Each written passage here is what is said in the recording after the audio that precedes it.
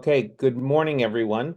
My name is John Danilowicz, and it's my pleasure to welcome you to today's book discussion hosted by Right to Freedom of a new book, Pathways of Autocratization, The Tumultuous Journey of Bangladesh Politics by Professor Ali Riaz.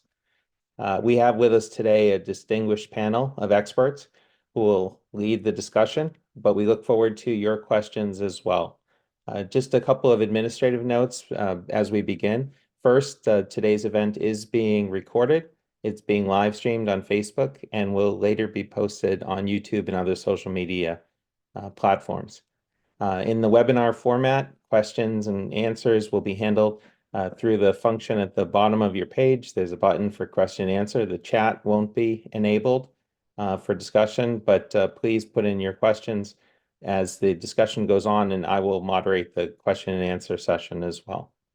With that, I will start by handing it over to Ambassador William Milam, the President of Right to Freedom, to give us some welcoming remarks. Ambassador Milam, over to you.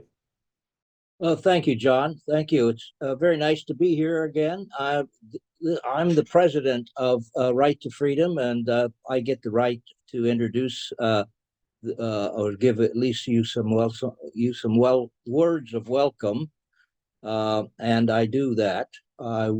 We've been off the air for a couple of months, I think, because we were focused on the election in Bangladesh and then its aftermath that we had to take a little break afterwards. But it's nice to be back, and it's nice to be back with all of you.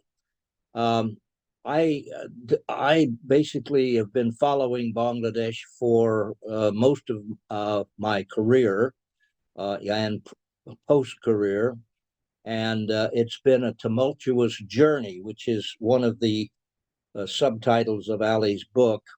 And I think tumultuous is even an understatement. It's been also a very emotional journey. I was in Bangladesh for 3 years, from 1990 to 1993. Those were the good years. I mean, I came away with floating on a cloud of optimism about Bangladesh and about South Asia.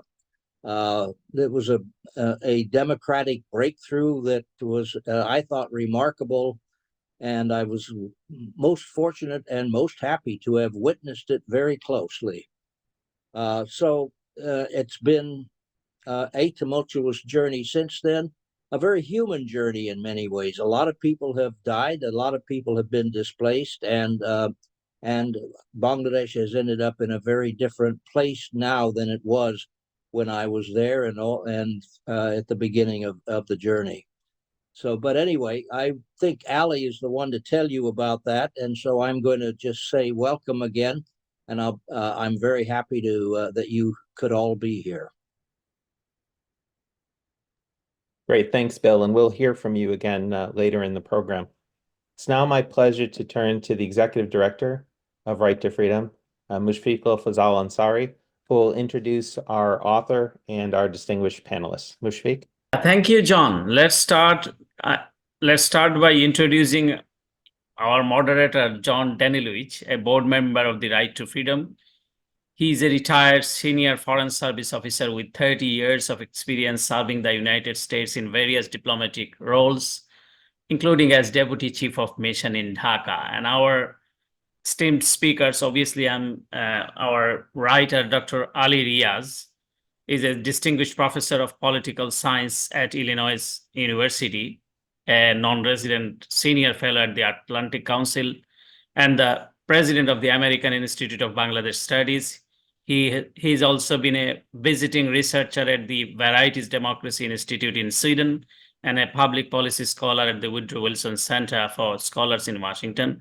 Dr. Riaz's research interest includes South Asian politics, democratization, violent extremism, and Bangladeshi politics. His latest book, Pathways of Autocratization, The Tumultuous Journey of Bangladesh, and the Shred Bangladesh's 2024 election.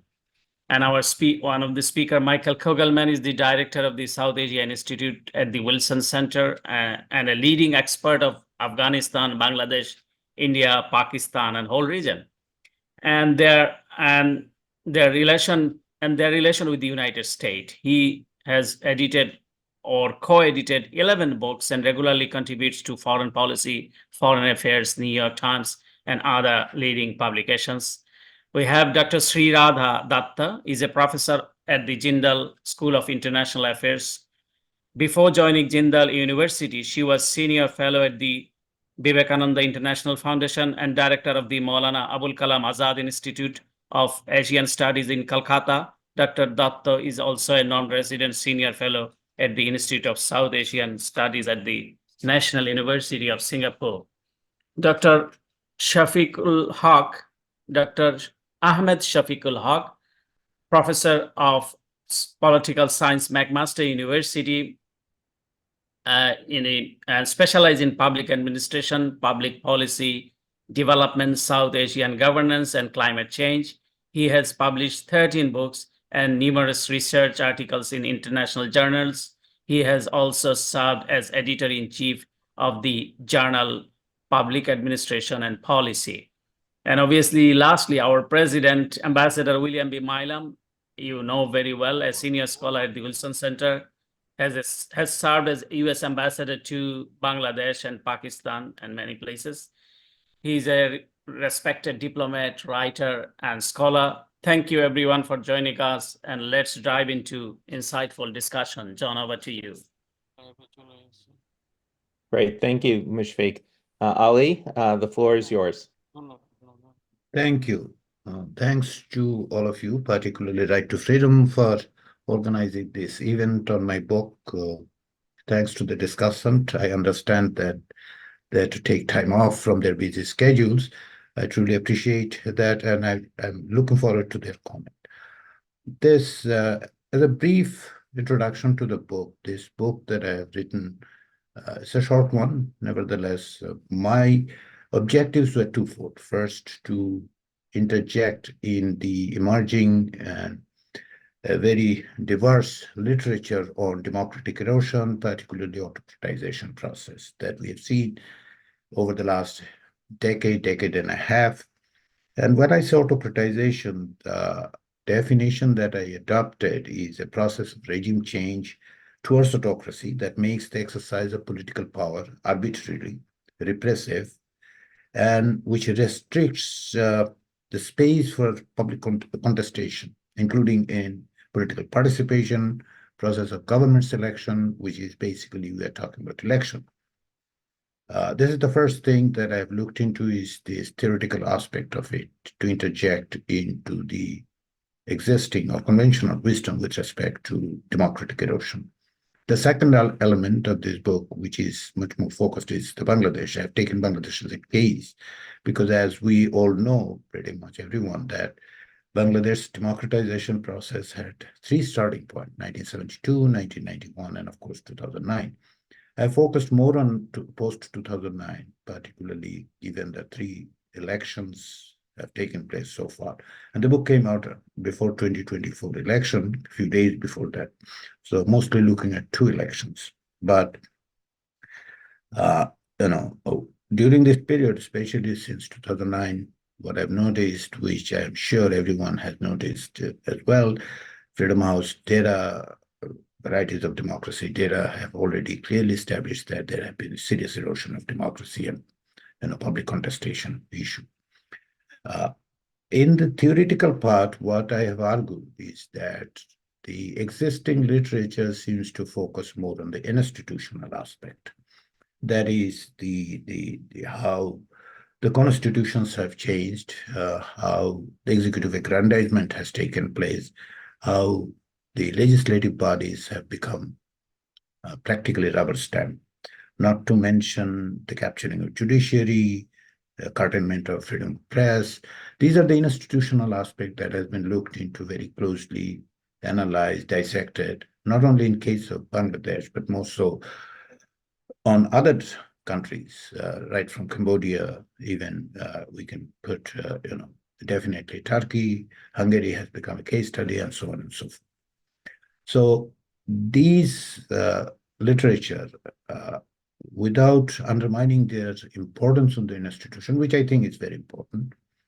But I think this is an institutional bias because they tend to ignore various other aspects, or at least didn't get the deserved attention. First of all, I think beyond the institutional aspect is the ideological point, that all these regimes, those who have metamorphosed into autocracy, they have legitimized themselves.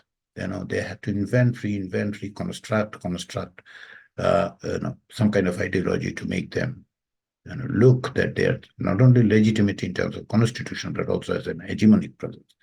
So that is the part that I thought that need to be underscored, which I have tried. In similar fashion, I have also underscored that the media plays a pivotal role. This is a very interesting aspect of media. Media, on the one hand, becomes the first target of the autocracy, but going forward in constructing, in raising the autocrats, we have also seen how media has played a part. So all these three elements in some ways are common to almost all autocratic regimes that we have seen emerged over the last decade and a half. But one other thing that I have added, in case of Bangladesh, I think all these three are very important and has played a pivotal role. But I also, looking at Bangladesh, I thought there is a fourth element that needs to be looked into, is the role of the external actors, particularly India and China, to begin with. I think that India, and as I've argued in my book, India played a very catalyst role in this democratic erosion and autocratization process in Bangladesh. As the history tells us, since 2009, the regime that is in power, led by Sheikh Hasina, has received unqualified support from India.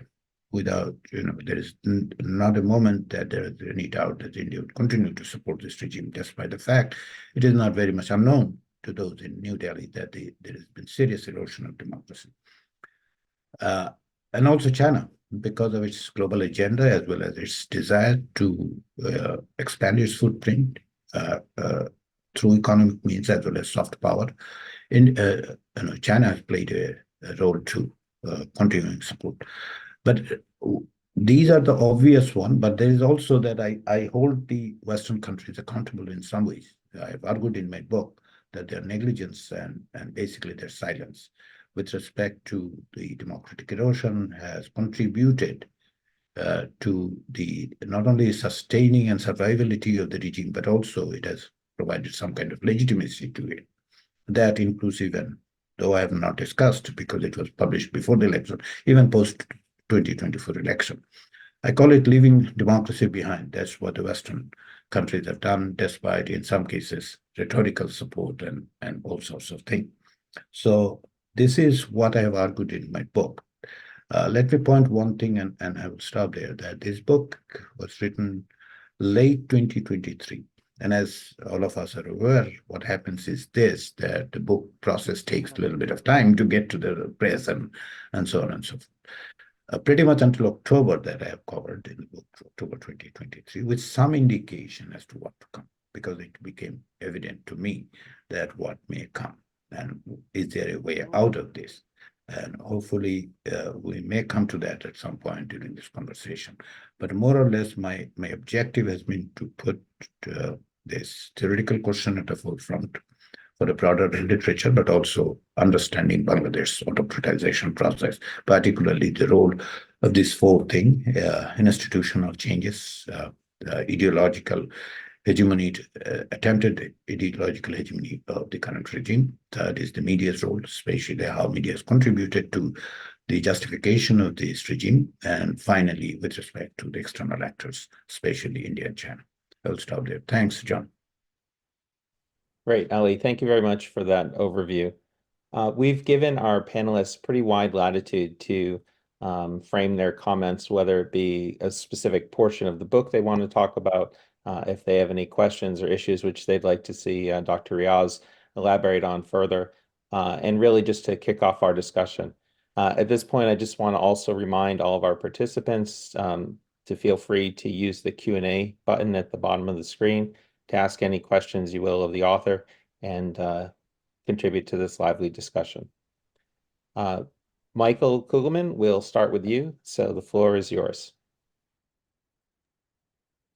Yeah, thanks, John. It's great to be here. Thank you to Right to Freedom for inviting me to be a part of this discussion. I want to congratulate Ali Riaz for the publication of his latest book. I've long valued his scholarship on Bangladesh and South Asia, and I've learned a lot from it. I'm happy to make a few comments specifically about Bangladesh, but I've actually been asked to broaden the scope just a bit geographically to speak about a bit about the case in India. And in doing so, I will draw some comparisons as I see them between India and Bangladesh in this story.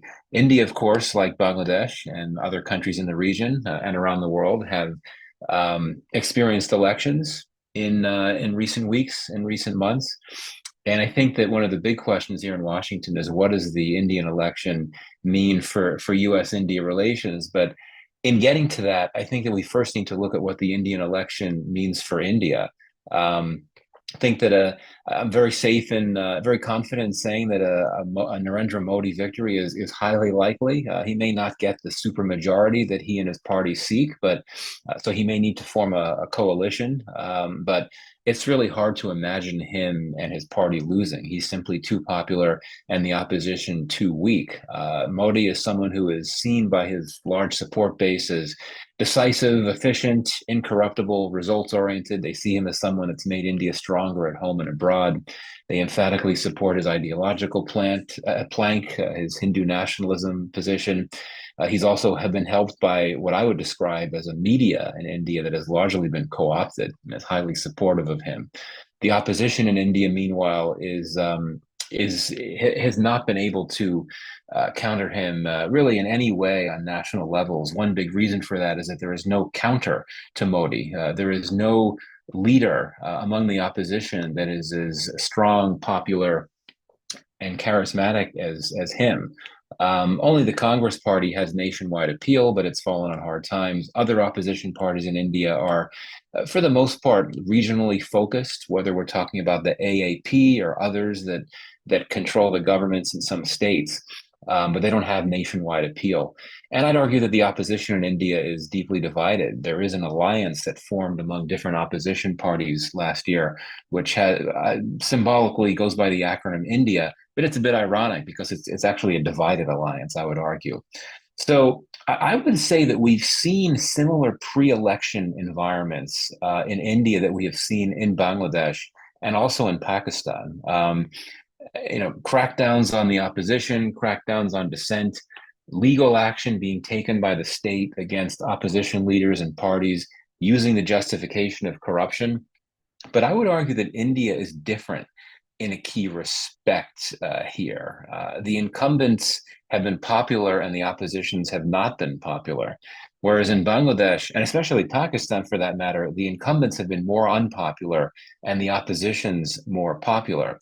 So this is why I think it's not necessarily correct to say that the electoral playing field in India is not level and that the opposition is disadvantaged relative to the incumbent BJP.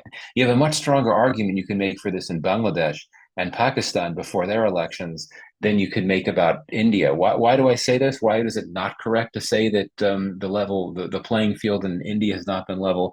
I think it's, in my view, even if the Indian opposition were not being subjected to crackdowns, even if opposition leaders were not being arrested, even if opposition party finances were not being targeted, even if none of this was happening, the BJP would still be widely favored to win.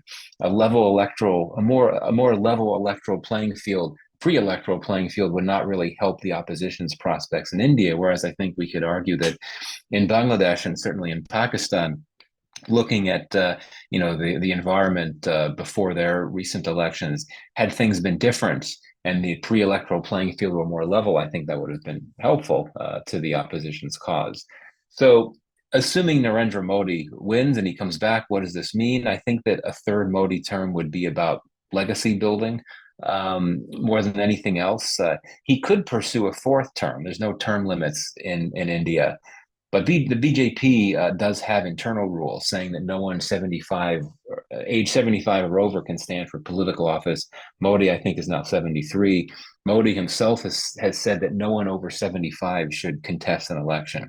So what would, assuming there is a Modi third term, which I'm sure there will be, And assuming that it is his last, or was likely to be his last, assuming we're going to have this legacy building effort, what could it look like?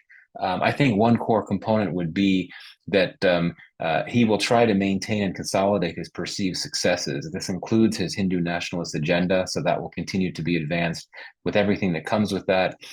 His perceived successes also entail building on his efforts to make India a more active, confident, strong player abroad, and this includes strengthening ties with the US and the West. And also, I should say, maintaining strong ties with Bangladesh. As Ali said before, we've seen a very strong, significant relationship between these two countries, in part because the two leaders, I think, are very similar in terms of ideological moorings.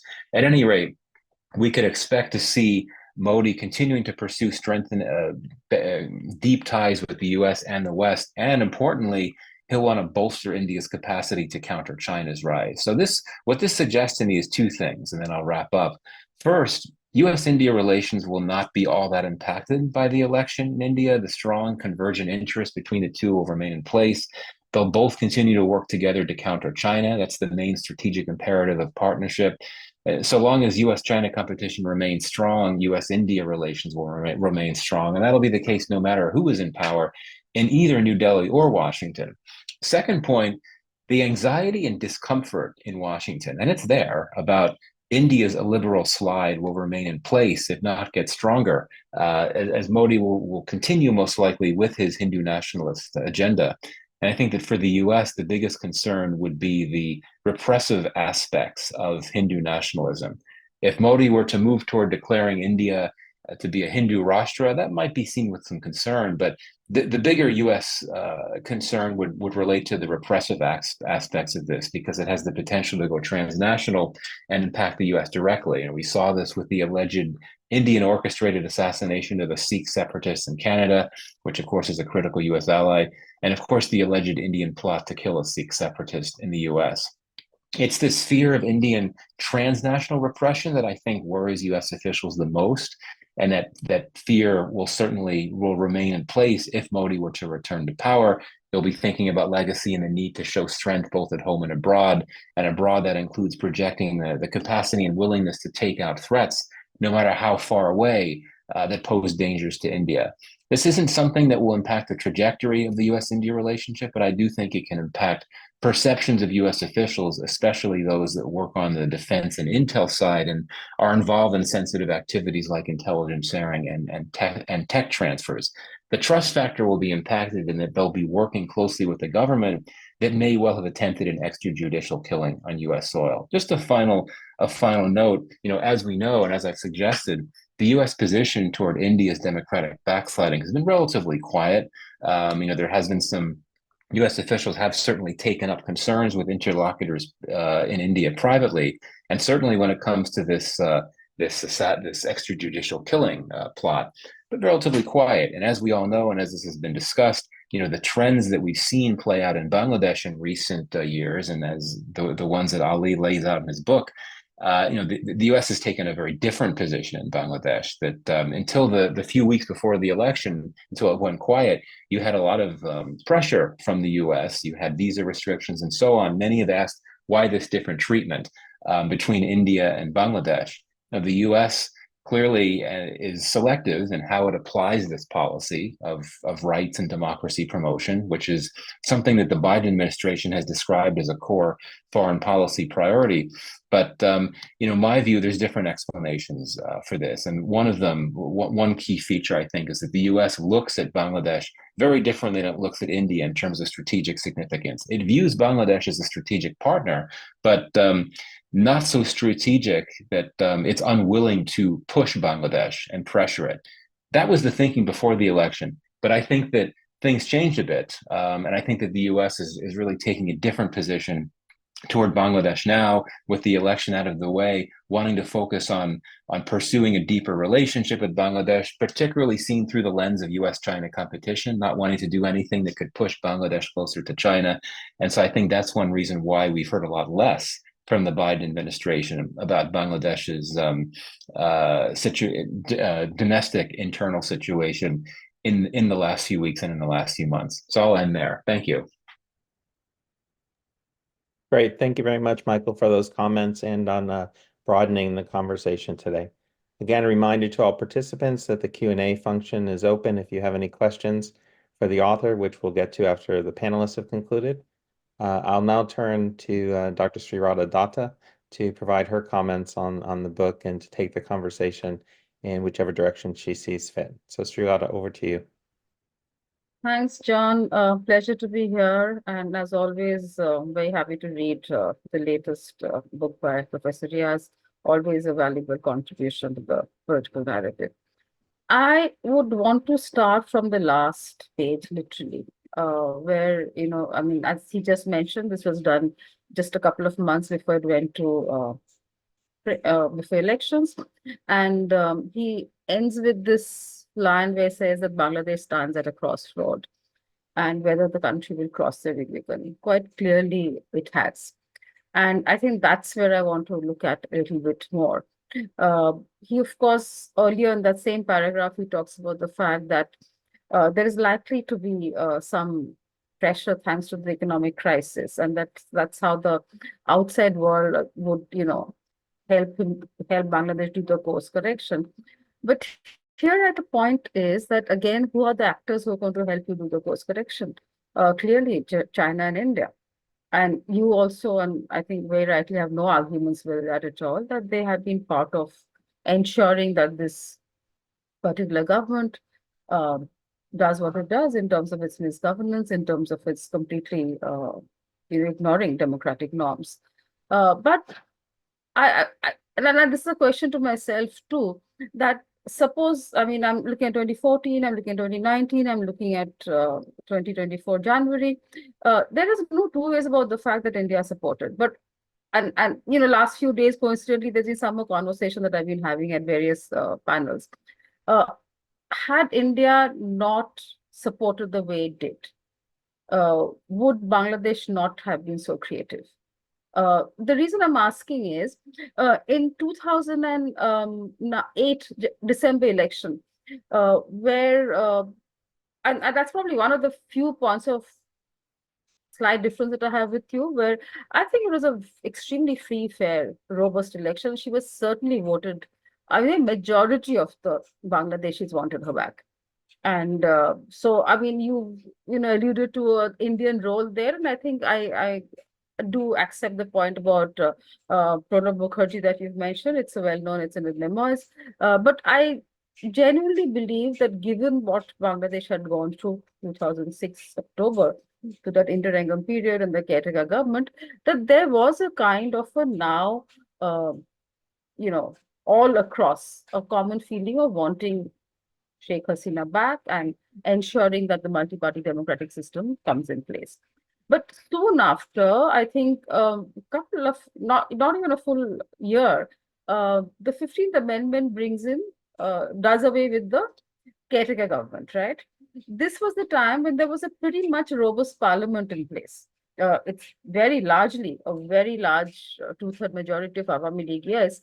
But at the same time, there was opposition. But, and you didn't, of course, deal, I mean, the detailing of that particular caretaker judgment, you recall they had set up a committee, Sheikh Hasina herself, I think of 7 members, of which 4 said that, yes, do away with the caretaker government, but let's wait for 2 more elections because, the polity will be strengthened along the way. So 2 more elections. One of them completely clearly said that, no, caretaker government has to stay. The other 2 had some of a caveat there, saying that, we need to go through the parliamentary process and all of that. And also, I think there is a particular legal protocol or regime in place that when you have a committee, put its suggestion and feedback, it has to go through a process of some stands for 2 weeks, then it's put out again. But she, of course, Sheikh Hasina at that point of time, completely bulldozed it. And in less than 24 hours, put it to the parliament saying that it's been done and done deal. And everybody in the parliament just went along with it. And where is now that the point here is, and of course, on 2014, we've known, and I completely clearly agree on the fact that the BNP didn't find, and it's true for the divisiveness of the polity of Bangladesh, that BNP didn't think the conditions were correct for them to join elections. 2019, we know about the fiasco which you talked about. This again, while I have absolutely no point of difference with, and I totally agree and more with you in terms of how you've traced the, this whole very, very authoritization of that, what is happening in Bangladesh now. It's a extremely, it's a journey which is very well edged. But at the same time, what I miss here, and that's something again I keep asking, and I have friends there, is that where is the opposition? I'm not saying in terms of political participation. I'm just saying that, we've always talked about the fact that there's always about 32% for one political party alliance, which is Awami League, and there's always a 30 to 33% vote strength for even the BNP. So for 3 terms, you're going to let your voters completely in the margins. What do you expect? And here again, and that's another question I think here that, we've always talked about democracy, stability, and all of that. Clearly, and again, I think you've written about that, and we've spoken about that elsewhere, that, the rich have become richer, and Bangladesh right now is going through a political crisis. Again, I feel the bailouts are going to be from the two close, neighbors. So I don't see how there will be any course correction, really. I do not see something of the kind that happened in Sri Lanka happening to Bangladesh, because India is going to jump into the fray if anything like that happens, just like it did for Sri Lanka. Of course, the conditions were different. So here, I think all through this, the last 15 years of the way Awami League's been able to consolidate and taken, completely repressive measures, it's transcended all norms of democracy and everything else. The role of the opposition, of course, we know about the street, they were out on the streets, and I know about the 10,000 members that were put in. But I'm saying generally as a vision, while I do follow a little bit of what was happening with the BNP, one thing that I missed before the election, because even then there was a kind of a suggestion that suppose there would be there were two main suggestions. One was bring back caretaker government because we can't fight elections. The second was please step down. I mean, quite naturally, because given the mistrust that this particular group has vis-a-vis this political party, that was a clear, but of course that wasn't happening. But even when all this was, up in the air, because we were not really sure if that was, I mean, I was very hopeful, but I did not see the opposition have a plan in place. Something similar to what Michael just mentioned about Indian opposition. I mean, they've got a loose group in place, yes, and they've made some noises. But what is the vision for India, other than the fact that I'm not happy with the present incumbent, which is similar to what I saw, and I'm completely convinced that if it was free and fair elections, this particular party or this leader would not have returned. I mean, there is no two ways about it. But I'm saying we need to also see how is it that and again, I was so very disappointed, because having seen or examined the 1990 when Eshad stepped on, when the first of its kind, when we saw everybody out on the streets together, right? Whether there was bureaucracy, whether there were political parties, across the board political parties, left, right, center, everybody got together. I was very, very hopeful, thinking that this is the Bangladesh that I know. That why are they not out on the streets? What is it that's keeping them? One will, of course, know about the fear, the repression. We've seen what happened to that, the two main movements that happened. One on that bus accident, and of course, the Shahbag movement. I'm aware of that and what that brought to the table. But somehow the absence of the civil society, that's something that we've always talked about. I mean, in glowing terms about the strength of civil society in Bangladesh.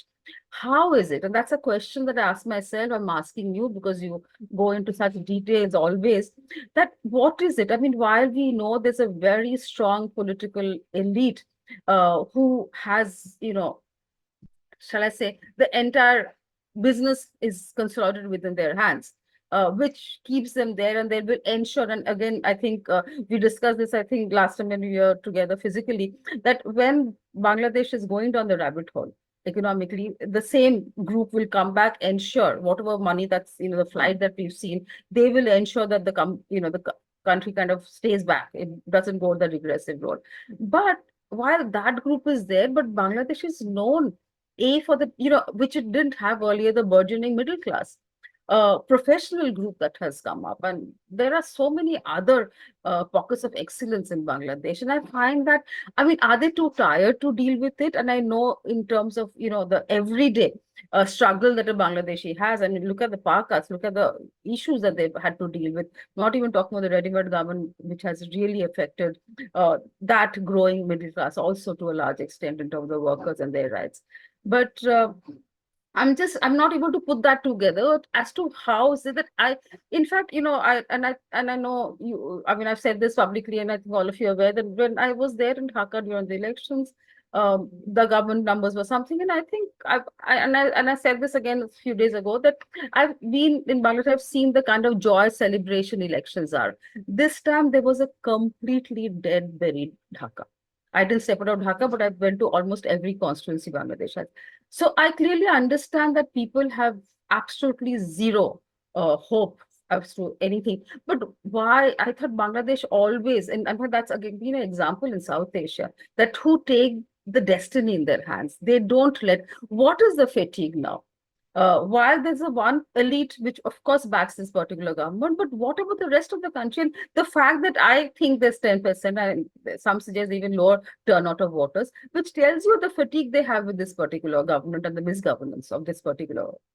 But why is it that we don't see them coming out in some form of the other to not only express another way of they want to see Bangladesh, but to ensure that such kind of a rule doesn't exist. And I don't know where that goes. And I just want to have a couple of points about the India issues that you've mentioned. One of them is, you've talked about the kind of lists in terms of what is it which is being done at the bilateral level, and the fact that we have a huge trade gap. Even today, we have a huge trade gap, but I think that's really an issue within Bangladesh itself. It's not so much about India really, because I think when in 2012 we let go of all the trade barriers, non-tariff and tariff, there was a huge, again, lot of things that we were buying, including ready-made garment industry, which was a demand by Bangladesh government for years.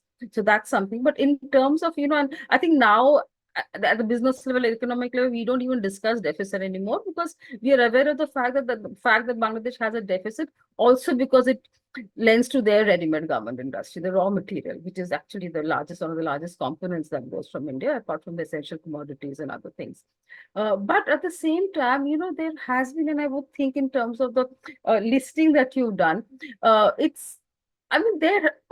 there is no two ways about the fact that given Sheikh Hasina's addressing the security concerns, and I think this book also seems to have skimmed over that particular phase, 2001 and 2006. While I'm not agreeing to what I'm following up to what India does in terms of supporting a government which is clearly not democratic, but I'm saying those nightmares of 2001 to 2006, and it's not only about the northeastern camps, I think, which you mentioned, but a large kind of the terror blast that was happening. And there has been many evidences and citations about how even when it was a Pakistani non-actor who was part of that blast that India was facing across from east, north, west, south, everywhere, there was always some kind of a Bangladeshi link, whether in terms of the funding, whether in terms of even a chappal which is made in Bangladesh kind of a thing. So those nightmares are something which I think the book skimmed. But again, I believe that the world, Bangladesh has moved beyond. But right now, what I feel is that, there hasn't been an attempt by the opposition to even reach out. I mean, there has been one particular visit during the first years by Khalida Zia to India, which was a few, and subsequently again to 2019, just before that election, was a group of BNP friends who had come here. We had interaction, even at VIF had called them. And there were several other interactions that took place in Delhi. But I'm saying nobody sincerely, genuinely reached out to India to convey that this is a different Bangladesh that we now hope to propose or hope to build. Because the fear, the apprehension, India doesn't want to go back to that phase. I'm not arguing for what India is doing is correct or anything like that. I'm just giving you the rationale behind it. And I think the opposition or anybody who's non-Awami has not conveyed correctly to India. that what Bangladesh stands for. Right now, we always believe in, and I think that it's only Sheikh Hasina who puts up the secular fabric. And I've often said this, and I know we've discussed this many times, that minus Sheikh Hasina, we don't even know what is the character of Awami League these days. There's a whole lot of other public discourse we understand about the pro-China lobby, which is working very hard. And, there's no question about the fact that irrespective of what US interests are, China is going to ensure that it's able to, and they work with every color and hue in Bangladesh, unlike what India is. So, they certainly have a method in their madness here. But for India, and again, let me reiterate that this is no way am I supporting what India has done. And I think all of you are aware of the fact that I'm pretty much open about my opinions with this particular thing in India. I'm saying there's no actor in Bangladesh has made an attempt to show India or the world that they have another vision for Bangladesh. It's fallen back on, and it's what Awami League is doing, or what the Sheikh Hasina is doing, what the small elite is doing, is all what we get to see. We have not seen an alternative side of Bangladesh. And that is for me a huge disappointing factor. And I think that's something that, which I keep coming, that I always thought that the Bangladesh I know, which is out on the streets, is something that is completely quiet now. And just yesterday, somebody called me to say, is there a midterm election due in, because of this Quit India movement and things like that, which we know is a social media movement. I'm not sure whether, but I keep saying that this is a messaging. It's not possible for India and Bangladesh to cut that interdependence on economic front. But it's a clear messaging by the youth about what they think about this government. But then what is somebody doing to address it?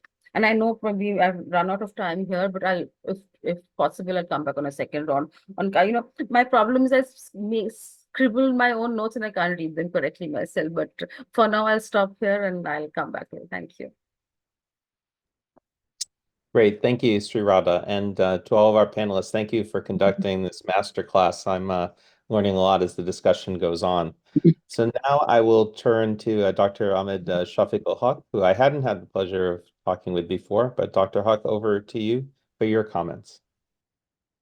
Thank you, John. It's a pleasure to be here.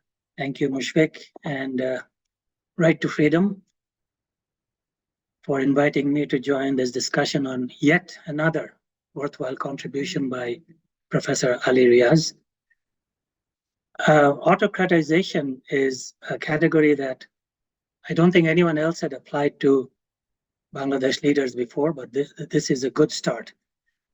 The problem is we really don't know the rationale, the thought processes and actions of autocratic leaders. They're difficult to understand, mainly because the context and circumstances vary across countries. So Professor Ali Riaz has drawn upon examples from Poland, Hungary, Bolivia, and a number of countries, and they're all very different. But for some reason, they all move in the same direction and make the leaders autocratic. Even within the South Asian subcontinent, each country has acquired their distinct political character, which is derived from their experience and history. So in the case of Bangladesh, Professor Riaz noted the consequences of institutional changes, the role of a compliant media, legitimization of a particular ideology, and also the role of global actors that combine to strengthen the process of autocratization in Bangladesh. Now, if we ask people on the street, they will also add other factors. Corruption is something that may have contributed to the outcome.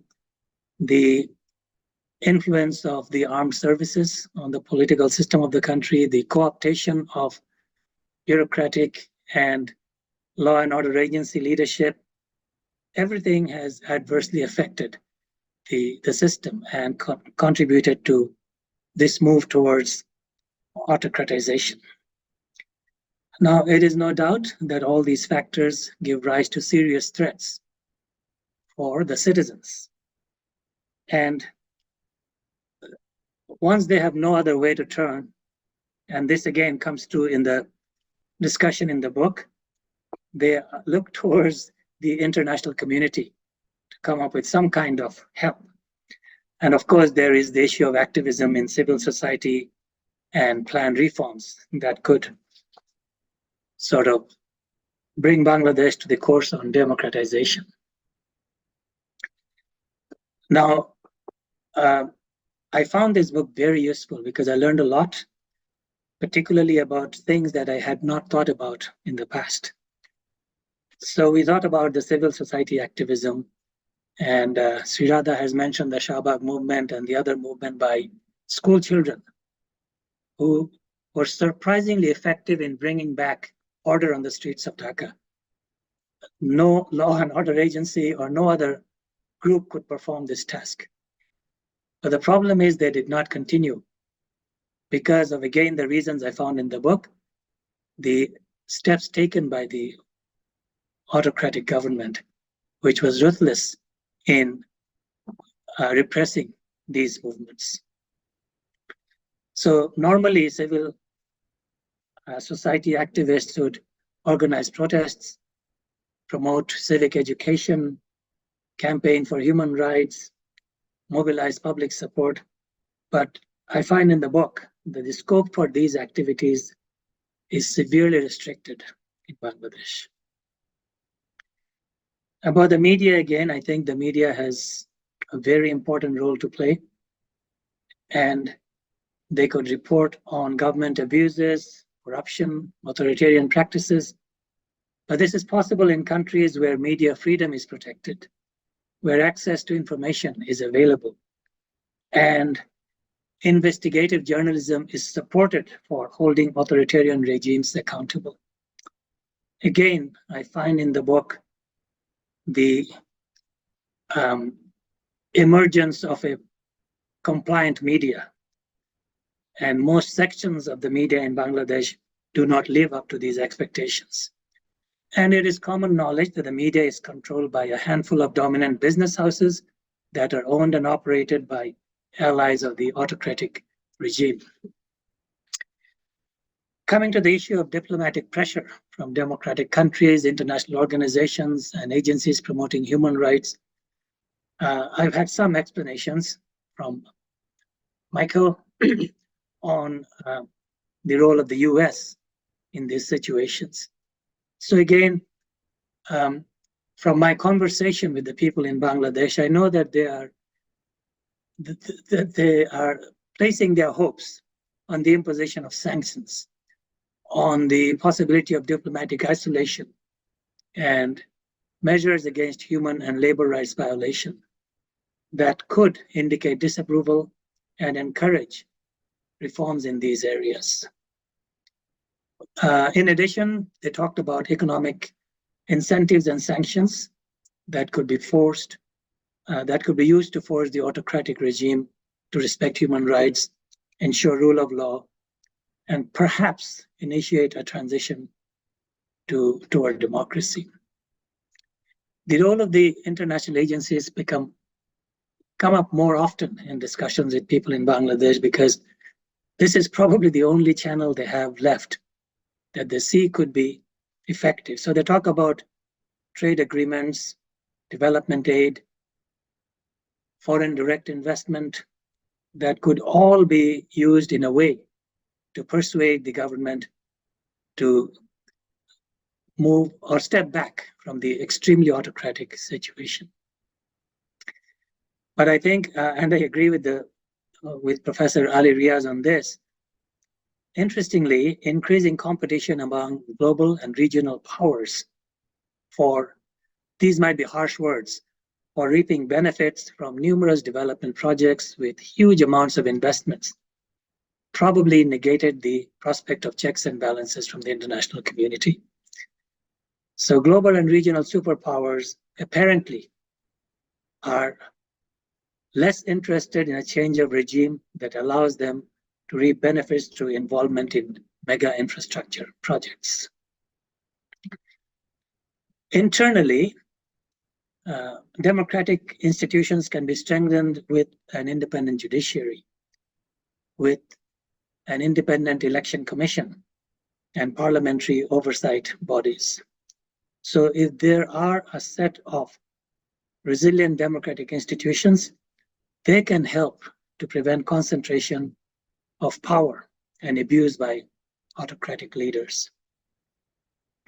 And again, the book clearly demonstrates the undesirable consequences of institutional changes that resulted in concentration of power in a single point, that is the Prime Minister's office.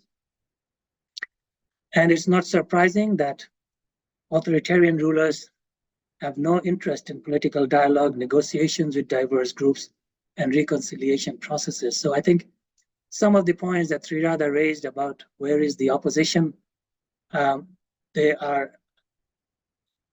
locked out of the political area, and they are also not getting any kind of signals that they might be able to get back into the system through discussions and deliberations. So these activities are very, very important for addressing the underlying grievances and promoting inclusivity and constructing the grounds for democratic governance. So the other point that I want to repeat, in a sense, is that it is believed that solidarity among democratic countries, among regional alliances, and global civil society networks can support efforts to challenge autocratism, to share best practices, and initiate actions for democratic actions. But of course, these require very, very serious rethinking about existing situations and strategies, and also long-term engagements by committed and persistent stakeholders who will engage in coalition building with relevant agencies. So I think in a nutshell, these conditions are not present in contemporary Bangladesh. But I'm more interested in the final chapter where Professor Ali Riaz looks forward to what's coming up next. And his suggestion is that it could be status quo or change of course. To me, status quo is probably not as bad as continuation of what's going on, because it could get worse.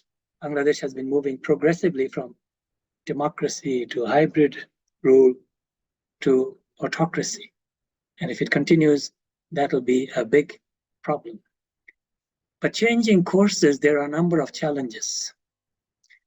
I think political leadership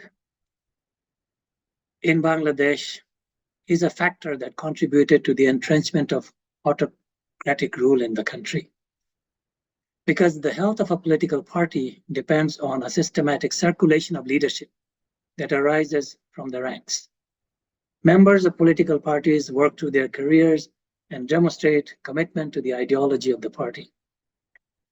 And it is truly unfortunate that the two major political parties in Bangladesh and the third insignificant party that is now recognized as the official opposition in the parliament have completely failed to understand and employ this practice. All three political parties are rooted in families or dynasties, and it is inconceivable that anyone outside of the three families would be considered qualified to lead them. So the other leaders in these parties who may be capable, who may be efficient, who may have the right attitude towards politics, know that they have no chance of becoming a prime minister or the head of the party any day. So they have to adjust their behavior and sort of spend their time talking about the leaders and praising them. So autocratic tendencies are deeply entrenched in these institutions, and there is no possibility of electing leaders on the basis of democratic practices. So it is not surprising that leaders of the parties concentrate on glorifying the existing leaders or the prime ministers, and generally begin and end their statements and speeches with glowing comments on the three families, respectively. I I think that's an issue that should be addressed if we really want to break this barrier of autocratic regime. There should be a democratic process of electing leaders of parties and allowing them to head parties and become prime minister. The other issue I find is the replication of the autocratic style at all levels. So while in the family tradition, I think there are several members of one family in the parliament now, because once a member passes away, obviously another member of this family will be nominated and put in parliament. So power is actually concentrated not only in the prime minister's family, but also in the family of the 300. I wouldn't count the women members into this, the 300 members of the parliament who have some kind of connections and work together. But this is replicated at all levels. So going down the hierarchy, if you look at the divisional, district, Upazila and union levels, at every level, there are family linkages between the leaders. So it is actually a fortress in which outsiders cannot enter. And that is definitely not a good thing for reversing course or changing course back to democracy. And the final point I want to make is about the comment I started with is we really don't know what drives leaders to become autocrats. And here's an answer I have for myself. It may not be correct, but I think autocratism arises out of insecurity and lack of confidence. It seems that the leaders do not believe that if they do good work, which they keep on telling us all the time, we have done excellent work, and then they put it to test in the elections, they could probably win the elections, but they don't have that much confidence. As a result, they try to change rules, they try to distort the practices and use all kinds of both legal and illegal practices to make sure that the elections are designed in a way that they will win.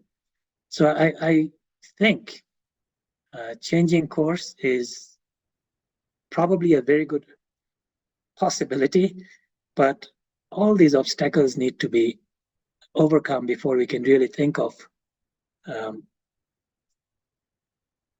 sort of stepping back from the autocratic practices and gradually going back to a more democratic system. So I think I fully agree that the democratic processes like elections, freedom of the media, civil liberties are controlled to ensure continuation in power by the autocratic regimes. So they undermine the legitimacy of democratic institutions and create the perception of unfairness or illegitimacy among the citizens. Citizens know that this is what's going on, but the section that benefits from these autocratic rules support it anyway. The others, as Sreeradha said, just step away from the electoral arena and do not take part. So it is not surprising that the rule of law is undermined because political expediency is prioritized over legal principles and constitutional norms. Arbitrary use of power, absence of an independent judiciary, and selective application of laws can weaken the protections and undermine rights of citizens. So I fully agree with Professor Ali Riaz's analysis of the context and circumstances of democratic backsliding in Bangladesh, particularly since 2009.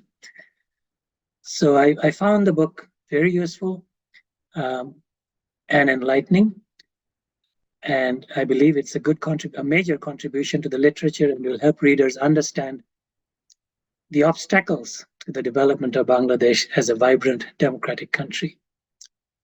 I'd like to congratulate Professor Ali Riaz for drawing our attention to this critical issue that needs to be understood and addressed, not only by academics, but by the wider community. Thank you very much. Thank you, Dr. Huque, and thank you to all of our panelists for your insightful comments. Hopefully this discussion has whetted everyone's appetite to read the book, and I'm pleased to announce that the book is available through Amazon, both in hard and soft copies, and is also available through the publisher. So I hope that all of our attendees have an opportunity to read the book as well going forward. So we have about 20 minutes or so left for a discussion. The way I propose we proceed is first, Ali, if there's any issues that our panelists have raised in their interventions that you want to address at this point, I'll give you the floor. And then we'll turn to a Q&A period. We have some questions from the audience, and I know we have some questions from the RTF team as well. So we'll, again, Ali, have you take a crack at those, but then we'll invite our panelists also to chime in the Q&A section. So Ali, first, we'll turn to you to address any issues or expand upon anything that our panelists have raised. Thank you, John. Just a few quick things. First of all, thanks to all the participants for making these comments. Some of the comments Dr. Sreeradha Datta has made, as well as Dr. Ahmed Shafikul, possibly needs to be attended to. The first thing that I would say, this general notion which Professor Datta has raised, which is where is the opposition? And what is the vision of the opposition? This is a very usual question, but I tend to disagree with that question. The reason being, in Bangladesh's history since 1991, no opposition actually came up with a vision and captured the state power. Never. So suddenly, after this country has become autocratic, we are asking opposition to offer something that would transcend the vision of the autocrats. It's basically going to somehow fall flat, because always in 1991, 96, 2001, 2008, it is anti-incumbency. The way I put it, always, right or wrong, in Bangladesh, political parties don't win. Political parties, incumbent loses the election. It has been the case. So is it expected of opposition, as in India that Michael has mentioned with respect to, or for that, but in the United States, to offer a vision? It is. Ideally, it is. It should be. But at the same time, in a very weak democratic environment where institutions have not been built since the independence, and particularly since 1991, when it was expected, suddenly out of nowhere, such an expectation might put a burden on the opposition, which they are not ready to bear. Had it been Awami League in the opposition, I would have said the same thing. It's not about BNP. You know, what was the vision of Awami League, as a matter of fact, when it won in 2008? Did it tell us that the caretaker government would be abolished? No, they didn't. Did they tell us that the power will be concentrated in the hands of a one single person? No, they didn't. Did they tell us that economy would actually be used as a tool for justifying, and in some cases with the made-up, numbers that to justify the regression of democracy? No, they didn't. So what were the visions? Hence, that is number one that I always think. But it is a pertinent question that has been in this context, that then what happened to the civil society? I mean, not only opposition, but whatever the civil, why they're not there? Yeah, Professor Datta has rightly pointed out, Professor Shafikul has mentioned some of this, is the fear, enormous fear. State in 1990, often I've seen comparison between 1990 and the movement, as well as with what is happening now, why it doesn't happen as it happened in 1990, because we are not in 1990. The state has become enormously powerful. Post 2009, especially, but it started a little earlier, the state has become enormous. Imagine the surveillance capacity of the state. I mean, if we look at the Bangladeshi state today, and if you compare it with the military regimes from 75 to 1990, it is incomparable, because those regimes were nowhere close to what this regime has. Technology improved, they borrowed, bought, used, and so on and so forth. So technological advancement has given them this kind. The civil society has been vitiated with the partisan nature, thanks to the civil society members as well. There is very hardly a position that we do not see in partisan at this moment. They have been cajoled, they have been lured into, in some cases, out of benefits, in some cases, just fear and all sorts of things. And then we have this legal apparatus of 2016 law. That needs to be seen. With respect to the removal of the caretaker government, two things should be noted here, and which I have mentioned in passing or in some ways in my book, is that the court verdict that is being repeatedly referred to, if we look at the short order and the longish version of it, there is a serious discrepancy. And then Chief Justice has done something that is unacceptable. He has changed the verdict. Because in case of my understanding of judicial, the verdict is a verdict is a verdict. Meaning once it is written, there's nothing called short verdict. That is the verdict. And then you can go on and explain it. The verdict that came out of the short order didn't say that it has to be scrapped immediately. Didn't say it. It took 14 months for the Chief Justice who went into retirement, wrote this thing the way he wanted it to be. That means the second thing is the parliamentary committee, which came up with very clear understanding until the last minute, the last meeting with the Prime Minister, that they would like to maintain the caretaker government with necessary amendments, such as defining that it should be 3 months, 90 days, defining that it has no power whatsoever beyond everyday administration. They cannot sign contract or so on and so forth. They cannot change anything. That dramatically changed. It is a committee composed of, and unfortunately, however you put it, BNP didn't participate in that committee, but the committee met hundreds of people, 104 to be precise. And most of them actually said that this should be kept. The committee's recommendation, and anyone who has read those minutes, which I did, clearly showed that they said that it should be with necessary correction until the last meeting with the Prime Minister. So which basically tells us that it is the decision of an individual to change it rather than the committee, rather than the court, which by definition is very much a personalistic thing. I would not take more time. The final point that I would like to make, of course, what Professor Shafikul has mentioned with respect to the corruption, the influence of the army intelligence bureaucracy, and so on and so forth. So absolutely, you are correct in the sense. But those things have come into play because of this crony system that has been created to sustain the regime by force, as well as creating some sort of an ideological rationale. They have been bought into this.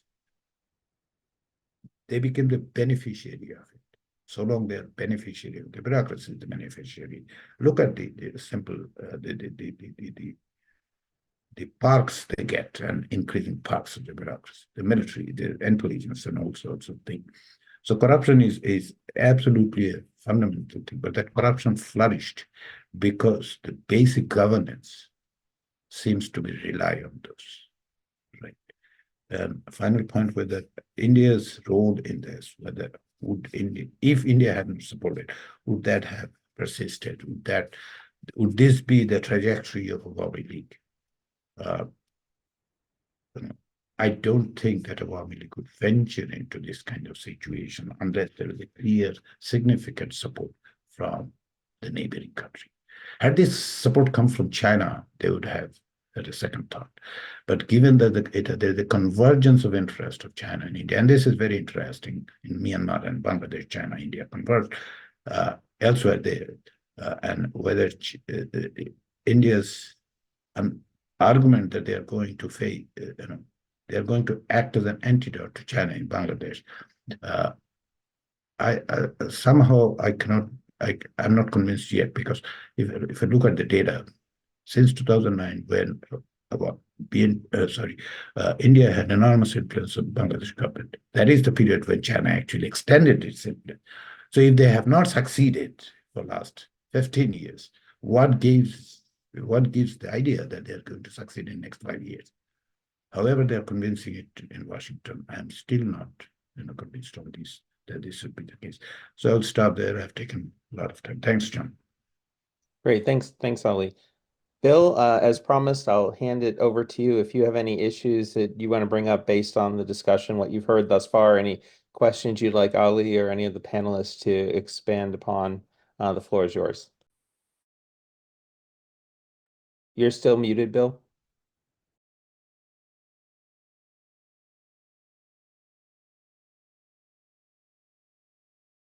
There. Okay, can you hear me? Sure, we got you. Go ahead.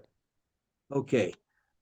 I was fascinated by most of the discussion of all the discussants, all the panelists, and includes Ali for sure. And the thing that interests me, and I've got notes about it down here, was that almost every speaker, and even Ali in his second intervention, talked about the opposition and made it an interesting part of the discussion. Even Michael talked about the weakness of the opposition in India. And I'm wondering if any of the panelists or all of them would like to elaborate on discussions of how the opposition or the weakness thereof is a factor in the historical significance of the way of the path to autocracy that Bangladesh and other countries have taken. And I'm thinking in particular because it struck me as one of the great political mistakes of South Asia and probably of wider areas is the failure in I think it was 2014.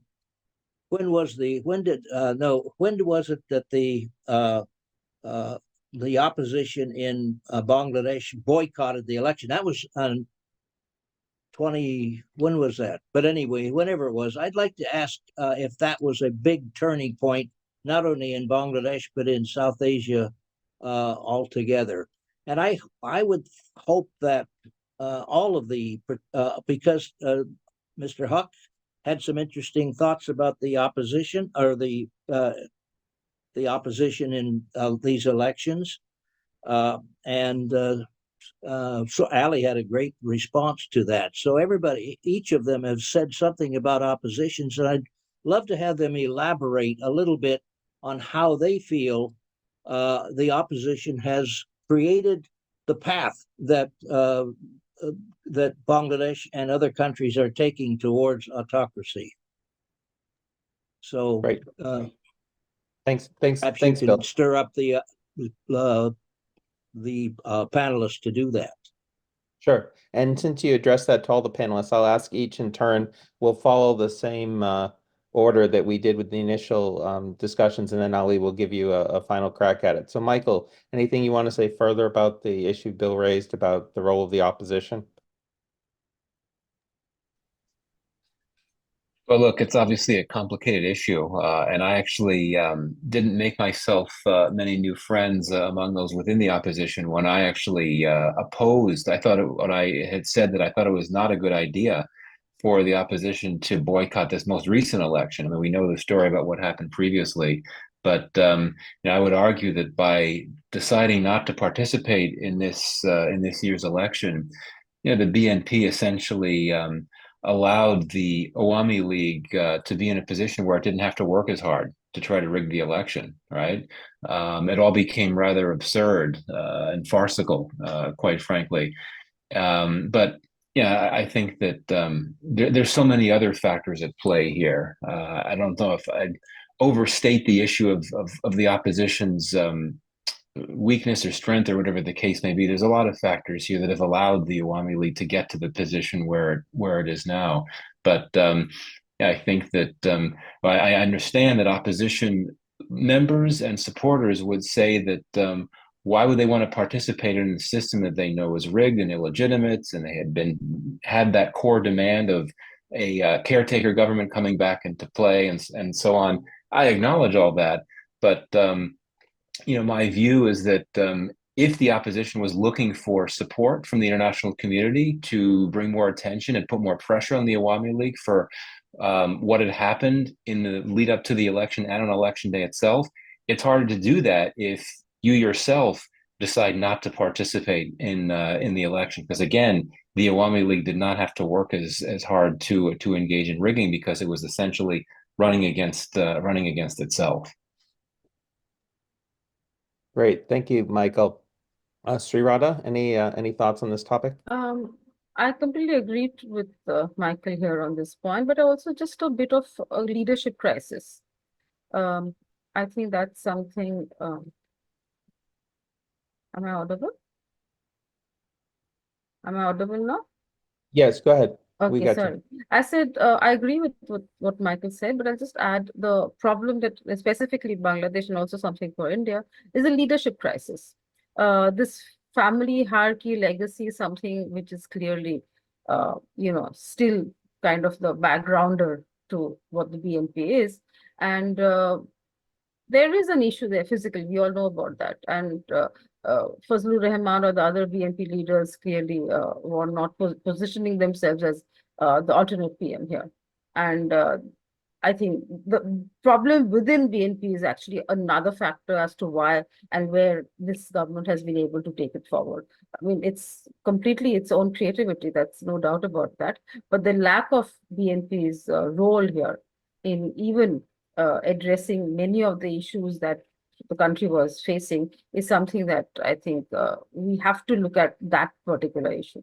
That how is it? And we've always seen, and a Jatiya Party was mentioned, I think, in some context by Professor Huque or somebody, and it's always been a small party. It's always been a party which kind of jumps from one to the other. They are constantly suffering the whole corruption issue. We've seen within Jatiya Party there are issues. So let's not even discuss that. But within BNP, its own weakness has actually also led to a reinstatement of what Awami League has been able to pursue and successfully put in place.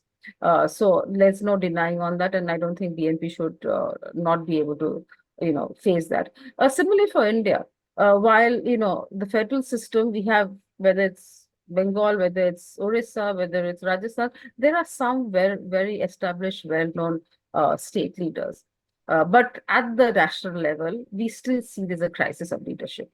And there has been a problem about how Congress is not able to put up a politically capable leader. And while, of course, this time it seems that Rahul Gandhi's rating seems to be far higher than it ever was, but clearly India is looking for somebody else. And again, in this deficit of crisis of leadership, Prime Minister Modi has it easy.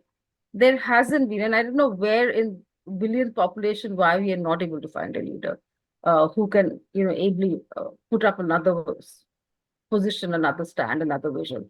And I think that's something that we constantly are going to be faced with, which allows the other political leader and any leader who stays beyond 2 terms. And again, we don't have any such rule, not that does Bangladesh.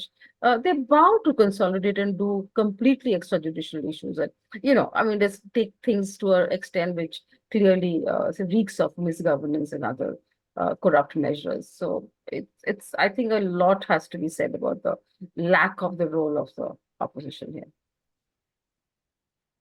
Great, thank you. Dr. Huque, anything you would like to add on this topic?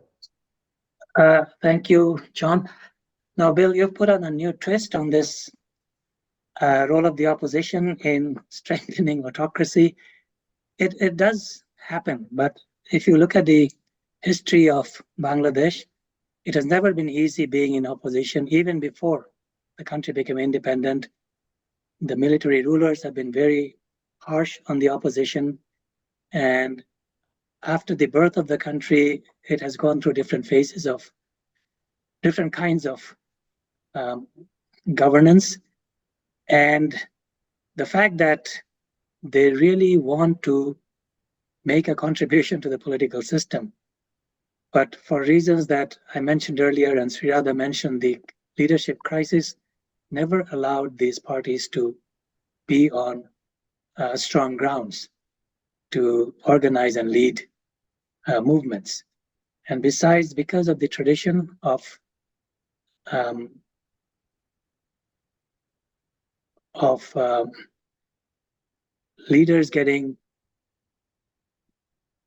either rewarded or punished in certain ways, the opposition could never be consolidated, except for some occasions, say in 1990, when they found no way but to be together. But as soon as that crisis was over, they felt that it is their prize for the taking, and they simply forgot about the other parties that worked with them and came down very harsh on the opposition.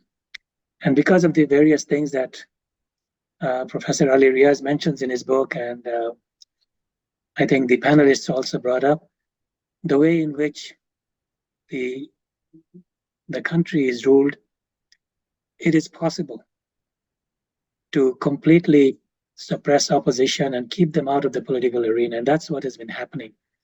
So I agree with Sreeradha that it's probably, it's partly the weakness of the BNP, which doesn't allow it to get a stronger foothold in the system. But it's also equally a problem with the ruling party that doesn't allow any kind of opposition. And they have constantly tried to split opposition and break them and make them into smaller groups so that they do not emerge as a threat to the system. So yes, they have contributed to the emergence of autocracy. On the other hand, autocracy is responsible for the non-emergence of stronger opposition groups. Great. Thank you, Dr. Huque.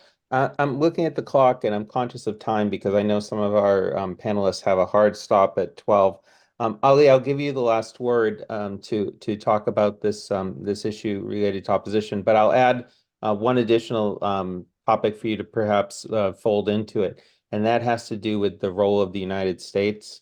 Again, interestingly, all of our questions from attendees basically were dancing around the same issue, is how do you evaluate the role of the United States in this process, and to what extent can you, well, basically, how do you evaluate the role of the U.S.? So, Ali, I'll let you take on those two issues, and then we'll give it to Bill for a final word, and then we'll call it a day. So, Ali, over to you.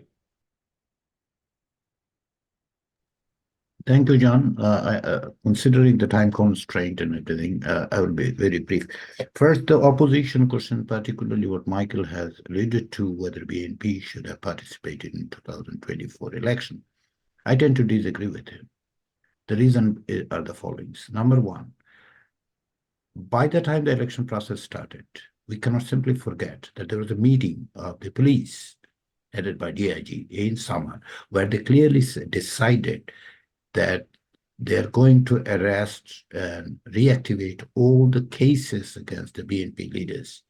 And in that meeting, DIG, and it was reported internationally, including the Voice of America, that they are going to, consult with the Ministry of Law and the judiciary, the Attorney General and others. So practically, the bureaucracy, the police and the judiciary was pretty much aligned what their goal is, to keep a formidable opposition out of election, Cambodia model, period. So simply on October 31st or 1st of November, BNP couldn't have made that decision. And now one can say why BNP started, not saying that one from 2023, we are going to get into the election. The entire process of the autocratic regimes, they always do that.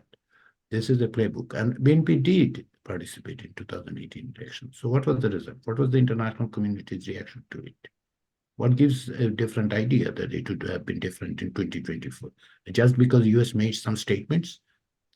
From the day one, when in May, US visa policy was issued, I told repeatedly, if anyone sitting in Washington thinks that a visa policy is going to ensure a free, fair election in an emerging autocratic regime, they're simply wrong. There simply is an illusion.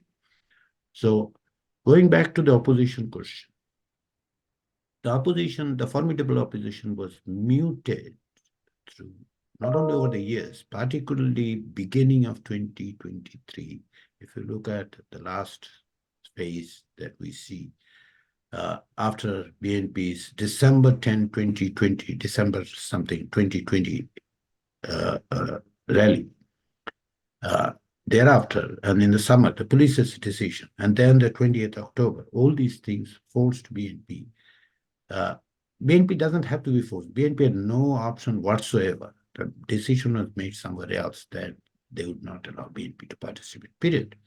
I mean, because the regime expected that they would be able to split the BNP, which they didn't succeed. At some point, I thought it might happen, because given the Bangladeshi culture. But the manage. In case of a general understanding whether what should be the role of the population, I completely agree with almost everyone saying that there should be a robust role of the population. But we need to be particular situation where we see this. That created, and this is in a sense autocratic playbook. Cambodia has it, and we have seen in other places that how opposition has been weakened, through legal and extra-legal measures. 1,500 BNP activists and leaders were convicted over a period of 2 months between October 29th and December 28th. I'm giving the dates because I have the data. 1,500.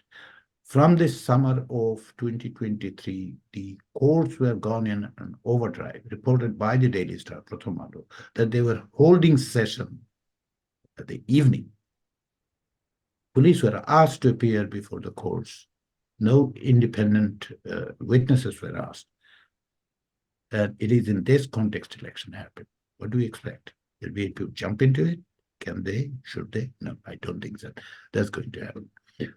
Finally, the US role, which I have alluded to in a sense, that US rhetoric was stronger than its action. US actually didn't act robust. It talked about it. And this idea that there will be a values-based diplomacy from the Biden administration was not backed up by action anywhere in the world. We expected, in a sense, that Bangladesh should be a case in this, they would make an example out of it. No, they didn't. They didn't because there are other geopolitical consideration has gone into it.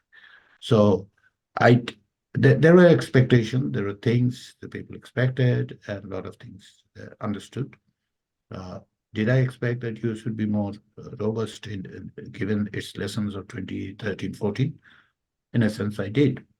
But that does not mean that US actually did something other than 10, 12 visits, repeated assertion, talk, rhetoric, and a very meek policy that has resulted nothing, which was not supposed to result something.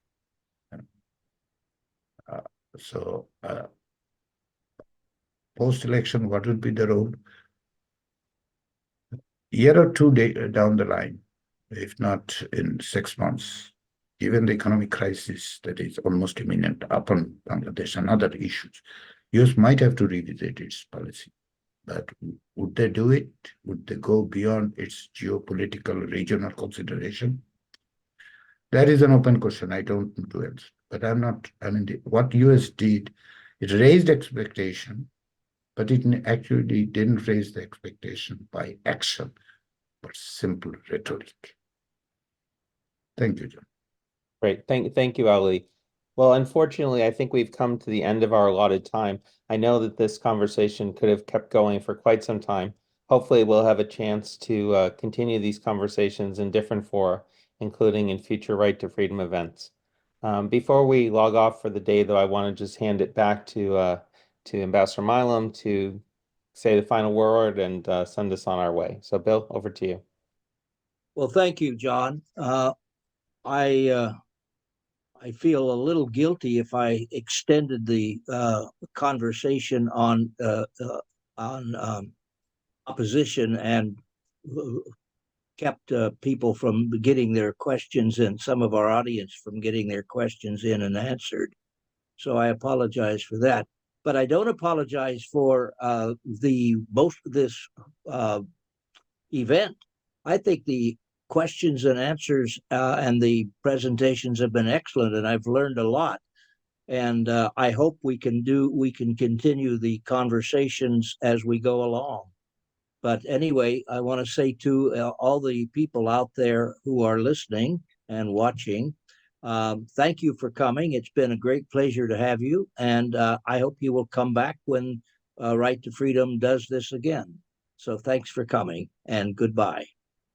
Great. Thanks, Bill. Again, for everyone, we will be posting the video from this event on our social media platforms. So hopefully those who didn't have a chance to participate live can have a chance to see the discussion later. Again, the book is available through Amazon, through the publisher Routledge, and probably other outlets as well. Thank you, Dr. Riaz, for making yourself available to have this discussion. And again, thank you to our panelists. Michael Kugelman had to move off for another event, but Sreeradha and Shafikul, thank you very much for your insightful comments and for your participation. And finally, as always, Mushfiq, thank you to you and your team at Right to Freedom for pulling the event together. With that, I declare today's event over and wish you all a pleasant day and a pleasant weekend. Thank you very much.